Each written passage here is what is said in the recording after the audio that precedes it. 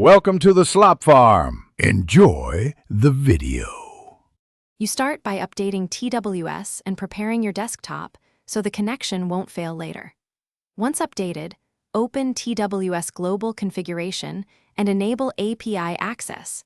This opens the socket port your client will use.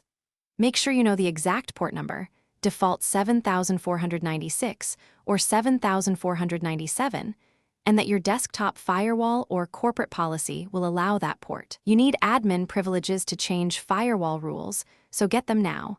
This prevents avoidable errors when you attempt the first live connection. Once done with TWS settings, configure the API details so your client and TWS speak the same language. Set TWS to accept connections and add trusted IPs. Use localhost for local tools. Next, ensure your client library version matches TWS API to avoid protocol mismatches. Install or update the SDK as needed. Then launch the client using the identical hostname, socket port, and a unique client ID. If you get a rejection, change the client ID and retry. Mismatched ID or versions are the most common middle-stage blockers. To finish, verify the link by performing a simple handshake. Request an account summary or a small market data snapshot. This confirms both authentication and data flow.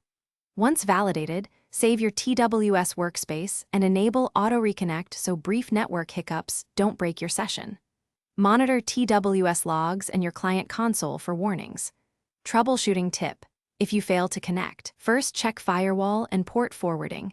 Ensure the port 7496/7497 is open and not blocked by antivirus. Thanks for watching. Consider subscribing if we helped you today.